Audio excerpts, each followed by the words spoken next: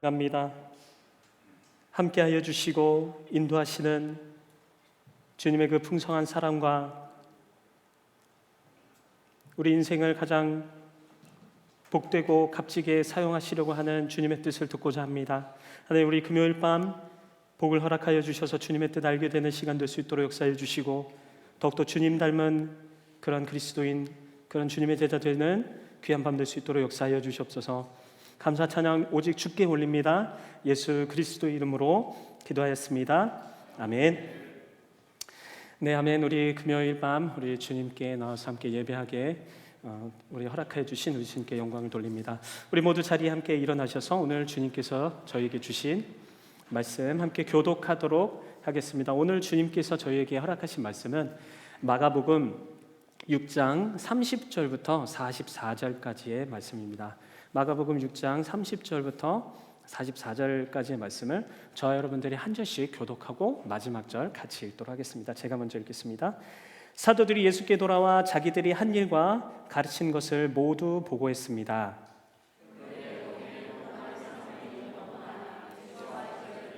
결조차 없었습니다.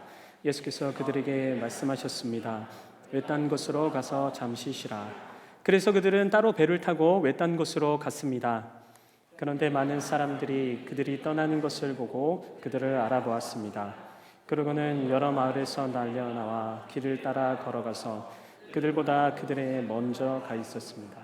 예수께서 도착해 많은 사람들을 보시고 목자 없는 양들 같은 그들을 불쌍히 여겨 그들에게 여러 가지로 가르쳐주기 시작하셨습니다.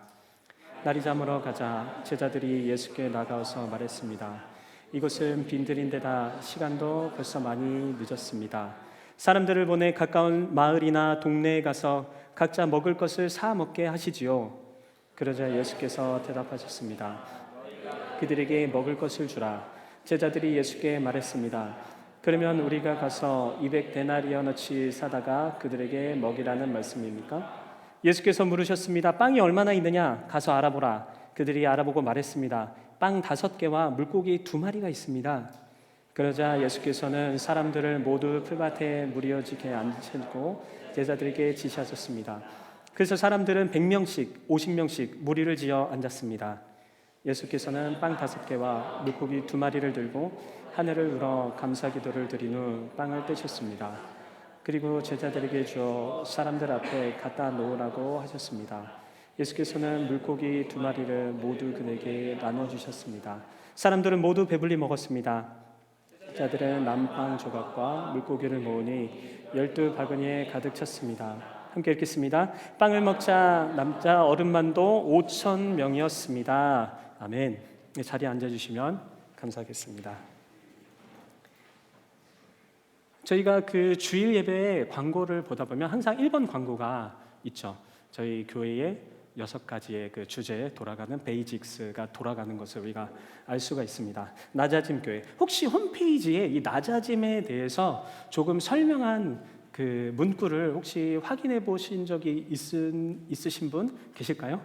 낮아짐 교회의 낮아짐이 어떤 의미를 갖고 있는지 그 제가 홈페이지를 보니까 이 성도들끼리의 낮아짐을 통해서 행복한 공동체를 이제 만들고자 하는 그런 모습이 있습니다. 두 번째로는 이 외부인들에게 더 낮아짐의 모습으로 섬겨서 빛과 소금의 공동체를 감당하자. 그리고 우리가 이 모든 것을 낮아짐과 겸손의 모습으로 세상을 리드하자라는 그런 설명이 이 홈페이지에 있는 것을 볼 수가 있습니다. 제가 이 신학생분들이 많이 오셔서 또 고든 코넬 저희 그 모토에 대해서 한번 여쭤보고자 합니다. 입학은 하셨는데 벌써 한 1년 공부하신 분도 있고요. 지금 뭐 계신 분들 몇 분 계시죠? MBA 하시는 분들도 있고 혹시 저희 고든 코넬 학교에서 저희들 학생에게 3가지 모토를 갖고 있어요. 혹시 아시는 분 계실까요? 네, 모르실까 봐 제가 준비를 해왔습니다. 꼭 마음에 되새기시고요. 이것을 보면 좋을 것 같아요. 먼저 첫 번째로는 Think theologically, 그러니까 신학적으로 사고하자. 두 번째로는 Act globally, 그러니까 국제적으로 글로벌하게 행동하고 움직이자. 그리고 마지막은 Live biblically, 그러니까 성경대로 살아가자. 이것이 고든 코넬 학생들에게 이 모든 그 교수님들과 수업 프로그램이 지향하는 이 지향 목표 세 가지입니다. 저희가 잘 모를 수도 있는데요. 그거를 좀 잘 알면 좋겠다는 생각이 듭니다. 제가 훈련받았던 그 선교 단체에서 선교 트레이닝을 하는데 그 간사 트레이닝을 하는데 그 간사 트레이닝의 모토도 세 가지가 있었습니다. 이거 한글인데요. 첫 번째가 바로 제자가 되자, 목자가 되자, 그리고 개척자가 되자라는 뜻이었어요. 여기서 이 목자라는 그 되자라는 그 단어를 보고서 제가 많이 감동이 됐던 기억이 있는 것 같습니다. 이렇게 사실 저희가 몸담는 어떤 단체, 그리고 어떤 몸담는 학교, 그리고 몸담는 회사, 그리고 몸담는 그런 공동체가 있다 하더라도 그 공동체가 어떤 방향으로 가고 있는지, 그리고 진짜 이 모든 프로그램과 모든 이 행사와 그리고 모든 이 양육 이런 것들이 어떻게 진행이 되고 있는지 사실 저희가 유심히 살펴보지 않으면은 이것들을 잘 받아들이고 저희들이 체화하는 거는 좀 어려운 것 같아요. 이것들 의도적으로 찾아보고 그리고 이것들을 어떻게 실제적으로 내가 그것들을 행동으로 옮길지, 그것은 마치 우리가 그리스도인이지만 주님께서 우리를 목자라고 살으라고 우리를 이 땅에 보내주셨고 제자답게 살라고 이 땅에 보내주셨지만 타이틀은 얻었지만 그리스도인이라는 이 우리가 자부심은 있지만 교회의 성도라는 그 모습은 있지만 마치 우리가 본질적인 그 목적을 잊어버리고 그것들을 어떻게 우리가 애써서 체화하고 살아갈까를 고민하는 것들을 놓쳐버리게끔 하는 것이 바로 우리의 모습이 아닌가 싶습니다. 과연 이 목자로 산다는 건 무엇일까? 예수 그리스도께서 참된 목자요 선한 목자라고 하셨고, 그리고 이 땅에 우리가 그리스도를 닮은 사람으로 살아가야 되면 우리의 참된 목자로 우리 또한 살아가야 되는데, 이 참된 목자의 타이틀은 있지만 그것들을 어떻게 살기를 원하실까? 오늘 본문을 통해서 주님께서는 물론 오병이어의 기적의 우리가 잘 알고 있는 그 기적의 사건이지만 이 오병이어의 기적을 통하여서 참된 목자의 모습이 어떤 모습인지, 그리고 우리는 어떻게 참된 목자로 살아갈 수 있을지를 우리에게 보여주고자 하시는 것 같습니다. 첫 번째로 우리 참된 목자에게는 첫 번째 특징이 있습니다. 그것은 바로 긍휼한 마음이 있는 사람이 참된 목자라는 것입니다. 30절과 31절을 제가 한번 읽어드릴게요. 사도들이 예수께 돌아와 자기들이 한 일을 가르친 것을 모두 보고했습니다. 그런데 거기에는 오가는 사람들이 너무 많아 예수와 제자들은 먹을 겨를조차 없었습니다. 예수께서 그들에게 말씀하셨습니다. 외딴 곳으로 가서 잠시 쉬라. 우리 지난번 마가복음의 말씀을 보면서 이 제자들이 전도 훈련을 갔던 것을 기억하시죠?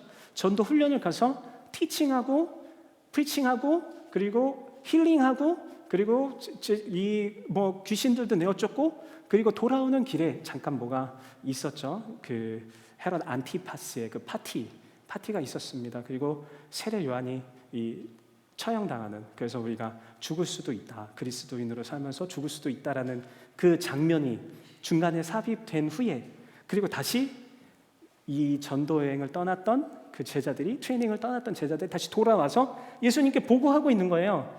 가르친 것들을 보고했습니다. 그런데 너무 사람들이 많고 복잡해서 갔다 와서 많이 지쳤을 거 아니에요.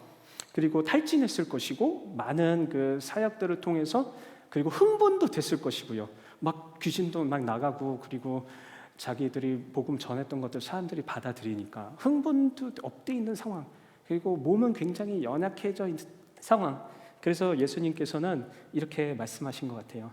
외딴 곳으로 가서 잠시 쉬라. 제자들에게 쉼을 주시는 예수님이 나타나고 있습니다. 사역을 마치고 피곤한 제자들이 이 보냄을 받았다는 것은 그들 자체의 이 지위에 어떤 힘이 있는 건 아니죠. 그것을 보낸 예수님께 힘과 능력과 그리고 예수님께 권위가 있는 것이죠. 그래서 예수님은 그 사도들, 제자들이 인간적인 한계를 분명히 아셨던 것 같아요. 그리고 그 인간적인 한계를 잘 받아들이고 너네는 쉴 때가 됐다라고 이야기를 해주시는 것 같습니다. 마가가 이 제자들이 어떻게 사역하고 있는지에 대해서 전혀 잘 기록을 하고 있지 않은 것을 보고 오히려 그들이 와서 예수님께 막 제잘거리면서 보고하고, 그리고 예수님께 와서 우리가 성공했어요, 그리고 예수님의 뜻대로 하니까 잘 되더라고요, 어떨 때는 실패했고 어떨 때는 잘 안 됐지만 이럴 때는 또 우리가 예수님의 이름을 정말 잘 드러낸 것 같습니다, 이렇게 예수님과 함께 소통하고 예수님과 함께 그 사역을 보고하는 그 장면을 이야기한 것은 어떤 의미일까요? 마치 예수님께 보고하고 있는 제자들의 모습은 우리의 신앙생활에, 그리고 우리의 인생의 중심과 뿌리가 어디 있는지를 말해주는 것 같습니다. 아무리 많은 사역을 하고 승리했어도 우리는 예수 그리스도께 돌아와야 하는 것이죠. 주님이 우리 능력의 원천이고 우리 그리스도인의 신분의 근원이십니다. 날마다 주님과의 교제가 우리 신앙의 뿌리인 것입니다. 그 어떤 직위와 신분과 성공과 성취와 그리고 모든 우리의 일상생활에서의 그 삶에서도 예수 그리스도를 대신할 수 있는 것은 없습니다. 그렇기 때문에 우리는 어떤 실패나 어떤 성공이나 어떤 좌절이나 어떤 기쁨에서도 어떠한 인생의 경험 속에서도 날마다 예수 그리스도께 다시 한번 나아가서 우리의 것들을 내어놓고 우리의 본질을 다시 한번 확인하는 그리스도의 제자로서, 그리스도의 자녀로서, 그리스도의 창조물로서 주님 앞에 모든 것을 맡겨놓고 살아야 하는 것입니다. 날마다 예수 그리스도께 모든 것을 맡겨드리고 교제하게 되시는 저와 여러분들이 모두 되시기를 주님의 이름으로 부탁드립니다. 이렇게 예수님께서는 외딴 곳으로 제자들을 쉬게 하시죠. 마가는 이 장소의 정확한 위치에 대해서 밝히고 있지는 않지만 누가복음 9장에서는 베세다라고 이야기를 하고 있습니다. 가버나움에서 북동쪽으로 3마일 정도 떨어진 곳입니다. 예수님이 제자들에게 쉼을 주고자 하는 것은 우리가 살펴보았던 것처럼 그들이 한계를 인정하게끔, 인간적인 한계를 인정하게끔 하시는 것뿐만 아니라 역동적인 사역으로 흥분한 그들이 교만하지 않도록 만들어주시는 역할도 하고 있다는 것을 우리가 알 수가 있습니다. 이런 두 가지의 이유 모두 예수님이 제자들의 연약함을 아시기 때문이었죠. 예수님은 제자들에게도 긍휼한 마음과 사랑의 마음으로 대하셨습니다. 그들의 한계를 인정하셨고 또 그들의 한계를 스스로 인정하도록 말씀하셨습니다. 우리 또한 때로는 일하면서 사역하면서 힘들 때가 많이 있는 것 같습니다.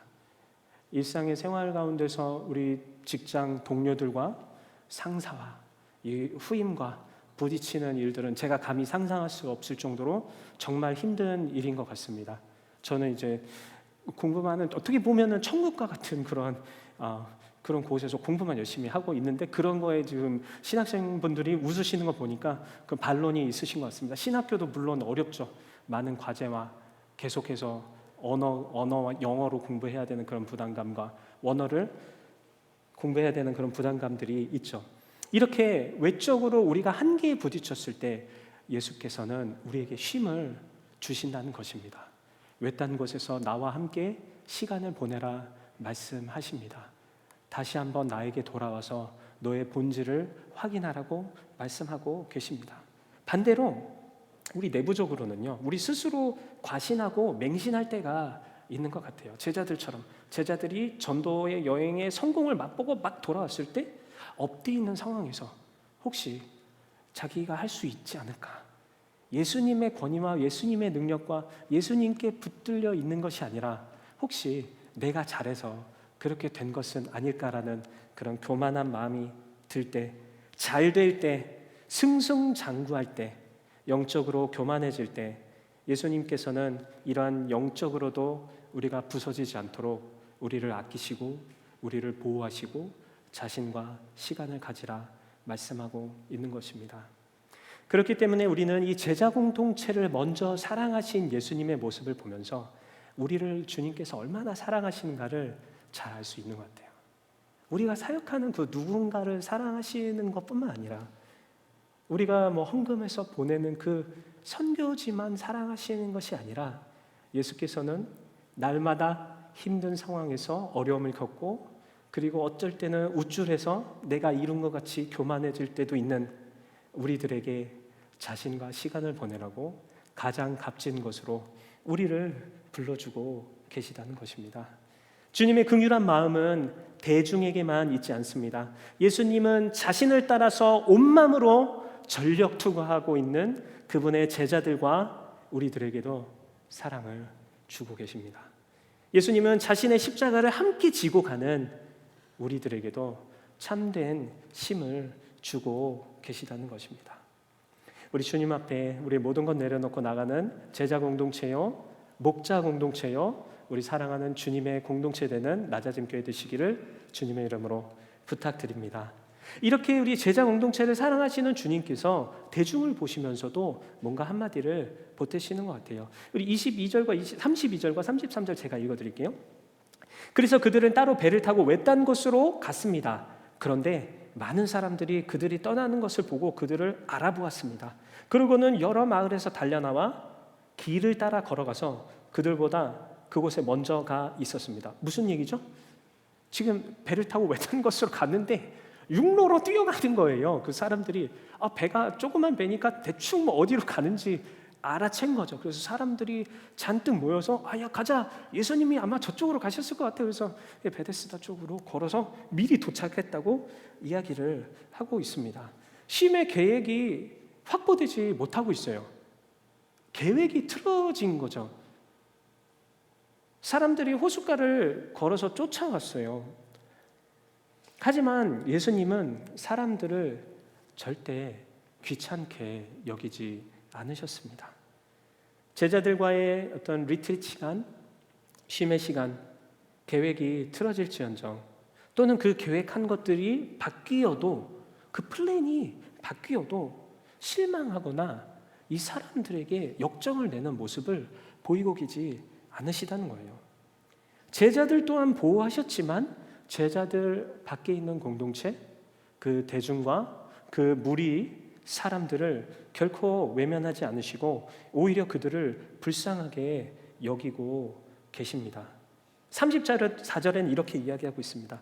예수께서 도착해 많은 사람들을 보시고 목자 없는 양들 같은 그들을 불쌍히 여겨 그들에게 여러 가지로 가르쳐 주기 시작했습니다. 불쌍히 여기다라고 말씀을 하고 있죠. 내적인 어떤 감동을 받아서 행동을 했다는 거예요.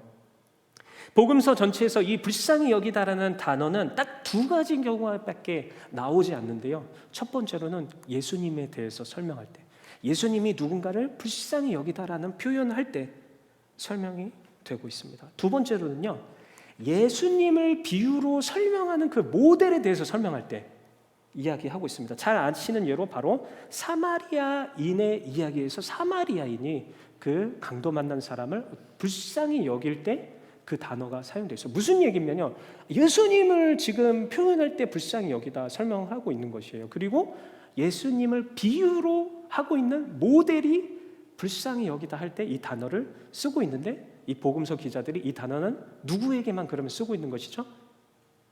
예수님에게만. 예수님에게 이 불쌍히 여김이 얼마나 큰 캐릭터인 것을 우리가 잘 알 수가 있습니다. 주님이 우리를, 그리고 사람들을 얼마나 불쌍히 여기는지 복음서 기자들도 잘 알고 있었다는 것이죠. 주님은 영혼을 긍휼히 여기시고요, 이 긍휼히 여기시는 그 마음을 이해하지 못한다면 우리가 과연 얼마나 예수님의 마음을 이해하고 있는 것일까요? 주님은 자신과 제자들의 쉼, 그리고 계획, 자신들의 플랜, 그리고 자신들의 그 여정의 이 순서보다 우선순위가 있었습니다. 그것은 바로 방황하며 생명을 잃어가는 그 무리들을 돕는 것이었습니다. 성경은 왜 그들이 방황하며 생명을 잃어가고 있다고 말하고 있습니까? 그들에게 목자가 없었기 때문입니다. 34절엔 분명히 주님께서 밝히고 계시죠. 왜 그들을 불쌍히 여기셨습니까? 목자 없는 양들같이 그들을 불쌍히 여기고 있다라고 말씀하셨습니다. 왜 불쌍히 여기셨습니까? 목자가 없기 때문에. 왜죠? 목자 없는 양은 죽을 수밖에 없습니다. 오래 살 수가 없어요. 물을 찾지 못하고 꼴을 찾지 못하고 이리와 늑대와 많은 짐승들에게부터 보호받지 못합니다. 목자 없는 양이라는 표현은 구약에서도 많이 나오고 있는데요. 열왕기상 22장 17절에는 이렇게 나오고 있습니다. 그러자 미가야가 대답했습니다. 내가 보니 온 이스라엘이 목자 없는 양처럼 산 위에 흩어져 있습니다. 여호와께서 말씀하시기를 이들에게 주인이 없으니 각각 평안히 자기 집으로 돌아가게 하여라 라고 하셨습니다. 에스겔서는 이렇게 말씀하고 있죠. 그리하여 그들은 목자가 없어 뿔뿔이 흩어졌고 그렇게 흩어지자 모든 들짐승들의 먹이가 되고 말았다. 양들에게 목자가 없는 것은 그 죽음을 의미하는 것이었습니다. 이 이스라엘 백성들, 예수님을 따르는 무리들이 예수님의 눈에 보기에는 목자가 없는 양과 같은 사람들이었다는 것이죠. 당시 이스라엘의 리더십과 종교 지도자들, 율법 학자들과 바리새인들, 정치 지도자 헤롯 안티파스, 그들은 참된 목자가 아니었다는 것을 우리가 알 수가 있습니다. 그 누구도 이스라엘 백성을 구원으로 인도해 줄 목자가 없었고요. 그들의 영적인 갈급함과 성경에 대한 목마름과 그리고 그들의 병을 치유해 줄 그 어떤 사람도 없었다는 것입니다. 그렇기 때문에 우리는 이 예수님의 많은 부분을 차지하고 있는 이 성경 기자들이 예수님의 특징으로 잡고 있는 이 불쌍히 여기는 마음을 우리 것으로 만들어야 하겠습니다. 불쌍히 여기는 이 마음을 어떻게 적용할 수가 있을까요? 우리 교회 안에서 적용할 수가 있겠죠. 서로 불쌍하게 여기는 마음이 우리에게 너무나 필요한 것 같습니다. 정말 불쌍하게, 어떻게 보면은 가장 불쌍하게 여기지 못할 수 있는 그런 공동체가 교회 안 공동체가 아니겠습니까? 서로 더 낮게 여기고 사랑하고 돌봐주고 필요를 살펴보는 교회 안에서 우리가 적용할 때 이렇게 적용했으면 좋겠어요. 두 가지로 예수님께서도 하셨던 것처럼 정말 잘 쉬게 해주는 그러한 불쌍하게 여김, 잘 쉬게 해주고 돌봐주고 어떻게 보면 같이 뭐 먹을 것도 먹고 맛있는 것도 먹고 그리고 셀 모임 때는 더 서로 섬기지 못해서 안달이 날 정도로 그렇게 해주고 두 번째로는요, 예수님이 교만하지 못하게끔 제자들을 또 하셨던 것처럼 도전해주는 그런 공동체. 그것도 불쌍히 여겨서 일어서지 못하고 있을 때 정말 힘을 내라고 옆에서 쿡 찔러주는 그런 공동체가 되었으면 좋겠습니다. 그리고 두 번째로는요, 불쌍히 여기는 마음 어디에 적용해야 될까요? 바로 대중과 무리에 대해 적용을 해야 될 텐데요. 그것은 바로 선교와 전도에 적용을 해야 할 것입니다. 특별히 여기서 제가 강조하고 말씀이 강조하고 있다고 생각하는 것은 뭐냐면요, 우리의 계획과 우리의 이 플랜이 유연했으면 좋겠어요. 우리 인생의 계획이 있지 않습니까? 내가 목표한 어떤 5년 계획, 3년 안에 뭐 승진하고 5년 안에 뭐 좋은 이렇게 경제적 자유를 누리고, 아니요. 그 플랜 주님 앞에서 우리가 긍휼하게 마음을 주시는 그 마음 앞에서 우리의 플랜마저 내려놓고 주님의 뜻을 따를 수 있는 그러한 성령에 민감한 우리 공동체가 되었으면 좋겠습니다. 세 번째로는 어떻게 적용할까? 목자 없는 양들에게 진정한 목자이신 예수 그리스도를 소개해주는 예수 중심적인 사역이 일어나는 우리 교회 공동체가 되었으면 좋겠습니다. 우리 두 번째로 참된 목자에게 우리는 어떤 것이 있을지, 예수님께서는 긍휼한 마음을 가진 참된 목자였고 우리 또한 정말 긍휼하게 여기는 마음이 필요하다는 것을 잘 알 수가 있었습니다. 우리 34절과 36절까지 제가 한번 다시 말씀드리도록 할게요.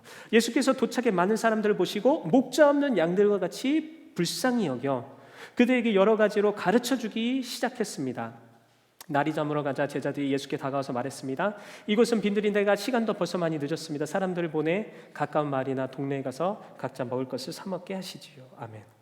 우리 사람들이 두 가지의 궁핍함이 있는 것 같아요. 첫 번째, 우리가 알다시피 배가 너무 고픈 거죠. 지금 배가 너무 고파서 이 기진맥진한 상황이 있는 사람들도 있었던 것 같습니다. 그리고 두 번째의 궁핍함은 뭐였냐면 가르침을 받지 못한 궁핍함이었습니다. 참된 목자에게는 올바르고 바른 방향성을 주는 가르침이 있다는 것입니다. 우리는 헤롯 안티파스의 그 연회장을 보면서 이 세상 사람들이 모였을 때 보여줄 수 있는 정말 끔찍한 결과를 내어놓는 방향성 없는 죄악으로 치닫는 리더들의 모습을 잘 보고 있습니다. 그들의 유흥과 즐거움의 결과는 무엇이었습니까? 바로 세례 요한의 참수였고요. 마가는 당시 목자 없는 양과 같은 이스라엘의 상황을 마치 눈으로 보듯이 헤롯 안티파스의 그 연회 장면을 통해서 우리들에게 말해주고 있는 것 같습니다. 본 회퍼는 The Cost of Discipleship, 제자도의 대가라는 책에서 목자 없는 백성들의 어려움을 이렇게 표현하고 있는데요. 제가 한번 읽어드릴게요. 질문은 있으나 답이 없고, 근심은 있으나 위로가 없으며, 양심의 고뇌가 있으나 구출해 줄 수 있는 사람이 없고, 눈물이 있으나 눈물을 닦아주는 자 없고, 죄가 있으나 죄 사함이 없는 상태. 사람들은 복음을 기다리고 있으나 그들이 가진 것은 기껏해야, 그들이 들을 수 있던 것은 기껏해야 충고뿐이었습니다. 양무리에 목자가 없다면 서기관들, 율법의 헌신자들, 설교자들과 그 나머지 사람들이 무슨 소용이 있겠는가? 본 회퍼 목사님의 이야기입니다. 성경에 나오는 목자의 직무사항을 제가 좀 적어왔는데요. 성경에 나오는 목자들의 직무사항이 뭔가? 우선 목자는 울타리가 없을 때만 필요하고요. 그는 어떤 희생을 치르러도 양과 함께 있으면서 보호하고 들판을 함께 걸어가야 되는 사람입니다. 이 목자는 단지 양을 기르는 사람이 아니에요. 그를 보호하고 이끄는 사람입니다. 창세기 33장을 통해서 우리는 목자는 물과 음식으로 양을 인도하고 양들의 상태를 잘 살펴야 됨을 알 수 있습니다. 이사야서를 통해서는 목자는 자기들의 품 안에 없는 양들을 모아야 함을 알 수가 있습니다. 누가복음을 통해서는 목자는 잃어버린 양을 찾아야 되고 어깨에 메고 우리 안으로 다시 그 양을 데리고 들어와야 함을 알 수가 있습니다. 약탈자와 도둑들로부터 양들을 지키고요. 그 직무는 더럽힘을 당하고 아주 힘든 업무를 가진 그러한 직업이었습니다. 목자가 된다는 것은요, 아주 깔끔하게 넥타이를 메고 손에 아무것도 묻히지 않고, 그리고 정돈된 상태로 충고나 던지는, 일주일에 한 번 만나서 잘 지냈어요? 좋은 모습으로 미소나 던지는 그런 일이 아니라는 것이에요. 예수님은 그들의 영적 필요, 이 양들의 영적 필요를 채워주시기 위해서 거친 들판을 걸으셨고, 밤에 밤잠 못 자셨고, 한 명 한 명 돌아다니며 병을 치유하셨으며, 그리고 자신의 모든 플랜과 심의 계획 가운데서도 그 계획을 틀 만큼 그들에게 온 정신과 집중하고 계셨다는 것을 알 수가 있습니다. 예수님은 그들의 영적 필요를 아셨기 때문에 그들을 가르치고 계신 것입니다. 예수님의 가르침은 지적인 만족함을 위한 것이 아니었습니다. 그것은 바로 우리의 영혼과 생명에 관련된 것이에요. 하나님의 나라가 도래했으니 이제 회개하고 나를 믿으라는 거죠. 하나님의 나라, 바른 성경에 대한 해석과 메시아로 오신 예수님 자신을 소개하고 있는 생명의 말씀을 가르치고 있는 것입니다. 수많은 사람들에게 영적, 정신적 가르침을 해주고 계시는 것이에요. 이 본 회퍼의 말대로 질문에 답을 구하는 자들에게 답변을 주고 계시고, 근심과 눈물이 있는 자들에게 위로를 주시며, 영적 고뇌와 아픔이 있는 자들에게 참된 해방과 자유를, 죄가 있는 자들에게 회개를 통한 죄사함을, 하나님 나라를 갈망하는 자들에게 유일한 길인 자신을 보여주고 있는 그 가르침을 가진 사람이 바로 참된 목자라는 것입니다. 예수님의 가르침은 헛된 것이 아니었습니다. 주님의 가르침은 하나님의 나라와 하나님의 통치가 임하는 바로 그 현장이었던 것이에요. 저는 소원하건대 소망하건대 저에게, 제가 가르치고 제가 함께 설교를 나누고 제가 하는 모든 사역 가운데 이러한 참된 가르침, 예수님의 참된 가르침이 넘치길 소망입니다. 저에게요. 그리고 우리 교회에서도 우리 셀장 여러분들과 리더들, 그리고 우리 담임 목사님을 포함한 모든 교사들과 사역자들의 입술과 말을 통해서 가르치는 그 가르침 가운데 헛된 이성적인, 헛된 지적인 가르침과 그리고 단순히 넘어가는 일상적인 가르침이 아니라, 적절한 충고가 아니라 주님께서 우리에게 주신 그 생명이 이어지고 하나님의 나라가 선포되고 죄인들이 돌아오고 주님의 말씀이 온전히 우리의 인생에 뿌리 내리게끔 하는 그러한 목자다운 가르침이 넘치는 그런 교회 되길 소망합니다. 진정한 가르침이 있는 교회, 그런 교회가 되는 우리 낮아짐 교회 모든 부서와 우리 모든 교역자와 우리 모든 리더들과 우리 모든 성도님들 되시기를 주님의 이름으로 부탁드립니다. 그렇습니다. 참된 목자는 긍휼한 마음뿐만 아니라 이 우리 영혼과 영혼에 부딪히는 가르침이 있어야 되겠죠. 아파도 가르치는, 슬퍼도 가르치고, 정말 이 영혼이 살아야 되니까 가르치는 참된 목자로서의 가르침이 필요합니다. 우리 세 번째 참된 목자에게 필요한 것은 무엇입니까? 우리 37절부터 38절까지를 제가 읽어드리도록 하겠습니다. 그러자 예수께서 대답하셨습니다. 너희가 그들에게 먹을 것을 주라. 제자들이 예수께 말했습니다. 그러면 우리가 가서 200데나리오너치를 사다가 그들에게 먹이라는 말씀입니까? 예수께서 물으셨습니다. 빵이 얼마나 있느냐 가서 알아보라. 그들이 알아보고 말했습니다. 빵 5개와 물고기 2마리가 있습니다. 아멘. 예수님이 이 사람들이 영적인 필요를 채워주셨죠? 가르침으로. 근데 보니까 배도 고픈 것 같아요. 그래서 제자들에게 이 질문이 아니라 제안을 하시죠. 너희가 그들에게 먹을 것을 좀 줬으면 좋겠어. 이 배경을 좀 봤으면 좋겠는데요. 날이 저문 상황이죠. 늦은 오후 같습니다. 저녁 식사를 보통 제9시 정도에 하기 때문에 아마도 오후 3시가 좀 지나고 이제 해가 뉘엿뉘엿 질 때쯤이었던 것 같아요. 제자들이 예수님께 시간을 체크했던 이유는 무엇일까요? 이제 저녁을 먹을 때가 됐다는 거죠. 그리고 가르침이 어느 정도 끝났으니까 집으로 돌려보낼 그 타임키퍼로서의 역할을 하고 있는 것을 우리가 알 수가 있습니다. 그런데 장소가 어디였어요? 외딴 곳이었죠. 베데스다였습니다. 제일 가까운 곳이 가버나움. 빈들이고 외딴 곳이었고 광야와 같은 곳이었기 때문에 음식이 나올 수가 없는 그러한 동네였던 것이죠. 어찌 보면은 참 믿음이 없어 보이는 말일 수도 있어요. 방금 귀신을 쫓아내고 그런 사역을 하고 왔는데 자기들이 먹을 것은 주지 못할지언정 예수님께 지금 시간 다 됐다고 이 무리들 보내야 된다고 이야기하고 있는 것 보니까. 하지만 제가 볼 때는 제자들의 예상이 참 합리적이고 논리적이었던 것 같아요. 왜냐하면요, 마태복음에 의하면 이곳에는 여성들과 아이들도 있었거든요. 오늘 마가복음에서는 남자만 5,000명이라고 그랬으니까 여기서 그냥 2만 곱해도 최소 몇 명입니까? 10,000명인 거죠. 10,000명. 그런데 성경학자들이 보통 이 마을 근처에 가까운 마을에 200명에서 600명의 사람들이 거주를 했을 것이다라고 이야기를 하고 있거든요. 그러면은 10,000명이면은 몇 배입니까? 수배 정도 되는 그런 인구를 먹일 수 있는 음식이 나올 수가 있습니까? 상식적으로 이거는 불가능한 얘기잖아요. 마가는 제자들이 예수님의 기적을 기대했어야 된다라는 뉘앙스로 제자들을 비난하고 있는 것 같지는 않습니다. 그런 뉘앙스는 전혀 없는 것 같아요.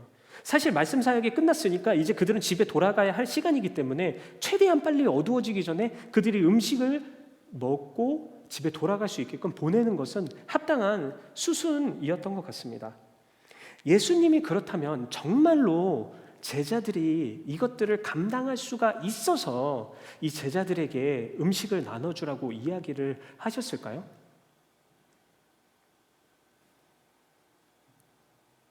과연 진짜 예수님께서 요청하신 걸까요? 제자들에게?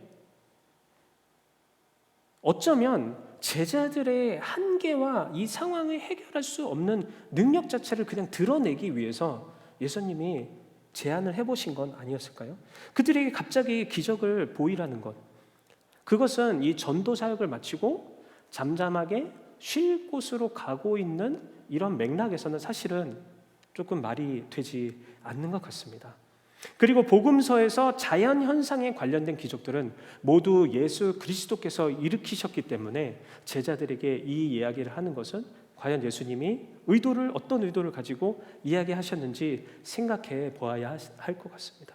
쉽게 얘기하자면, 정리해 보자면, 바로 예수님께서만 하실 수 있는 그 능력의 기적을 이제 나타내기 위해서 제자들이 못하는 것에 대해 이야기를 하고 싶으셨던 것 같아요. 광야에서 10,000명이 넘는 이들을 먹일 수 있는 사람은 오직 예수 그리스도밖에 없다는 것을 오늘 본문이 이야기해주고 있는 것이죠. 이것은 예수님만이 하실 수 있는 일이었고 예수님의 위대함을 드러내기 위한 장치였던 것입니다. 구약의 모든 인물보다 위대하신 예수님을 우리가 살펴볼 수가 있는데요. 우리가 담임 목사님의 그 금요 예배 설교에서 사르밧 과부의 그 엘리야의 기적을 보면서 그 음식에 나왔던 음식을 통해서 계속해서 비지 않았던 그 음식을 통해서 봤잖아요. 그리고 엘리사는 보리떡 20개로 100명의 선지자를 먹였습니다. 그리고 모세는 그 이스라엘 백성들을 이끌면서 하나님께서 허락하신 만나를 그들에게 베풀었습니다. 그런데 그 모든 것보다 훨씬 뛰어난 일들, 이 모든 구약의 인물보다 뛰어나신 예수 그리스도가 여기 계시다라는 것을 보여주고 있다는 것입니다. 계속해서 39절과 44절까지의 말씀에서 예수께서는 이렇게 말씀하고 계십니다. 39절에 예수께서 사람들을 풀어 풀밭에 무리를 지어 앉히시고 제자들에게 지시하셨습니다. 그래서 사람들은 100명씩 50명씩 무리를 지어 앉았습니다. 여기서 우리가 살펴볼 것은 예수님이 무리를 지어서 앉으라고 말씀하고 계신데요. 그리고 사람들이 무리를 지어서 앉는 장면들이 나오는데 이 단어가 굉장히 재밌다는 것입니다. 이 단어는요, 여기서 이 쓰이는 단어는 사람들이 술 모임을 할 때 당시에 썼던 단어, 사람들이 연회로 모일 때 썼던 단어, 사람들이 먹을 것을 가지고 파티를 하고 함께 먹고 마실 때 모일 때 쓰는 단어를 예수님께서 쓰고 계신 거죠. 그러니까 예수님께서 이 말씀을 하셨다는 것은 뭐냐면 뭔가 준비가 되고 있다는 것을 알려주고 있습니다. 예수님이 무리 지으라고 말씀하셨을 때 제자들과 사람들은 어쩌면 기적을 조금씩 기대하고 있었던 것 같습니다. 파티가 이제 시작되는구나. 비록 오병이어밖에 없어도 우리가 충분히 먹고 마시고 남을 수 있는 것들을 예수께서 준비하시겠구나. 사람들이 앉는 장면은 마치 축제에서 음식을 함께 나누기 위한 분위기를 내고 있는 것을 알 수가 있습니다. 우리는 이 예수님께서 베푸실 그 잔치의 장면과 헤롯 안티파스의 그 잔치의 장면과 극명하게 대비되는 것을 계속해서 보게 됩니다. 헤롯의 파티도 분봉 왕과 함께하고 있죠. 자신의 이기적인 야망을 위해 모이고 있죠. 유익을 위해 계산을 하면서 모이고 있습니다. 자신의 욕망을 위해 거침없이 사람을 죽이는 모임입니다. 의와 공평과 사랑과 존중은 없는, 그리고 어린 자녀들이 욕망과 살인의 도구로 전락해버린 그러한 파티와 잔치, 화려하지만 추악하고 썩어버린 이 세상의 연애와 파티의 모습을 잘 드러내고 있습니다. 하지만 이 예수님께서 이제 베풀어 주실 그 연애와 파티의 모습은 어떻습니까? 진정한 왕이 함께하는 그런 긍휼이 넘치고 있죠. 하나님 나라가 선포되어지고 있습니다. 영적인 갱신이 일어나고 죄사함이 일어나고 병자가 고침받으며 연약한 아이들과 그리고 여인들도 함께 모여서 먹고 마실 수 있는 그러한 잔치였습니다. 모두 함께 파티에서 식사를 하고 있으며, 그리고 어린 자녀가 살인의 도구로 사용되는 것이 아니라 오병이어의 그 작은 것을 주님 앞에 가지고 오는 기적의 도구로 사용되고 있는 진정한 사랑의 공동체가 바로 이 광야에서 일어나고 있는, 예수님 중심으로 모인 이 파티에서 일어나고 있는 것입니다. 그래서 시편 기자는 이렇게 이야기하고 있는지도 모릅니다.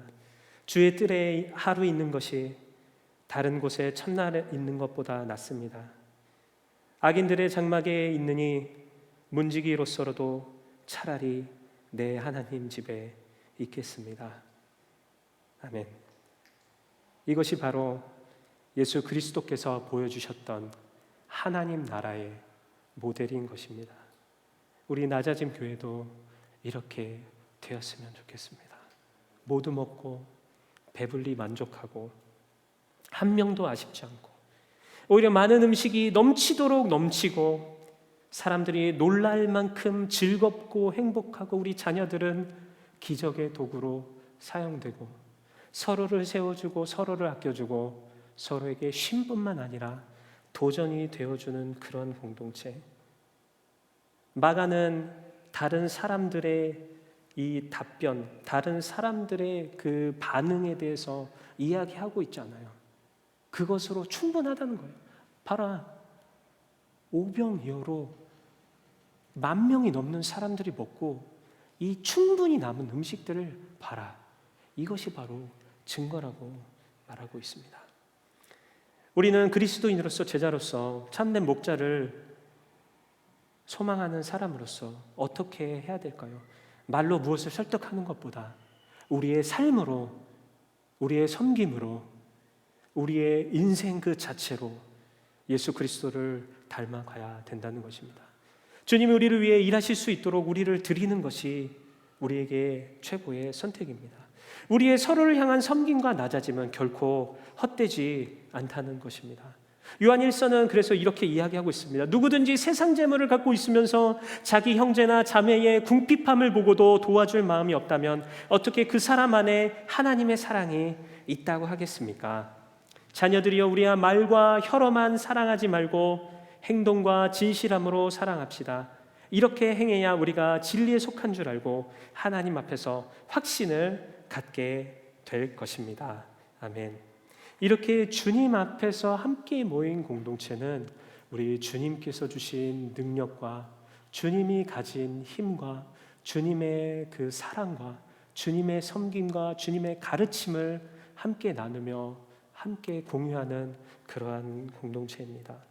주님께서는 참된 목자로 오셨기 때문에 우리를 긍휼하게 여기신다는 사실을 잊지 마십시오. 주님께서는 영적인 갈급함을 해결해 주시기 위해서 세상의 가르침보다 훨씬 뛰어난 가르침으로 우리를 가르쳐 주실 뿐만 아니라 우리 또한 그 복음을 알지 못하는 자들이 가르침을 받기 원한다는 사실을 잊지 마셨으면 좋겠습니다. 우리가 우리의 모든 것을 드리고 마치 오병이어의 기적을 우리가 소원하며 우리의 작은 것을 주님 앞에 드릴 때 우리의 노력과 우리의 섬김과 우리의 작은 희생과 헌신을 통해서 주님께서 이 교회를 풍성하게 만드시고 선교를 풍성하게 만드시고 하나님 나라의 모델을 이 땅에 이루어지실 줄 믿습니다. 이 시간 함께 우리 기도하심으로 주님 앞에 나갔으면 좋겠습니다. 하나님, 우리들 주님의 마음을 너무나 모르고 살았습니다. 참된 목자로서 오신 예수 그리스도, 주님께서는 그 무리를 긍휼하게 여기실 뿐만 아니라 우리를 불쌍히 여기셨습니다. 하나님 아버지, 우리 주님 앞에 날마다 나가야 되는 것이 우리의 중심임을 다시 한번 고백합니다. 나의 가족과 나의 성도와 내 이웃과 선교지의 영혼을 불쌍히 여길 수 있는 예수님의 사랑과 긍휼한 마음을 나에게 허락하여 주십시오. 아버지 하나님, 내가 교사입니다. 내가 전도사입니다. 내가 사역자입니다. 내가 리더입니다. 내가 성도입니다. 내가 제자입니다. 내가 셀장입니다. 하나님, 내가 주님 우리의 가장입니다. 내가 아이들의 아버지입니다. 어머니입니다. 주님, 잘 배우게 하여 주시고 잘 가르칠 수 있는 지혜를 내게 허락하여 주시옵소서. 성숙한 예수 그리스도 닮은 작은 목자 되길 소망합니다. 이 시간 함께 주님, 나에게 긍휼한 마음과 그리고 잘 가르칠 수 있는 지혜 나에게 허락하여 주십시오. 그래서 주님을 닮은 작은 목자 될 수 있도록, 참된 목자 될 수 있도록 주님 역사하여 주시옵소서. 시간 함께 우리 자신을 위해서, 우리 공동체를 위해서 간절한 마음으로 우리 기도하며 나가도록 하겠습니다.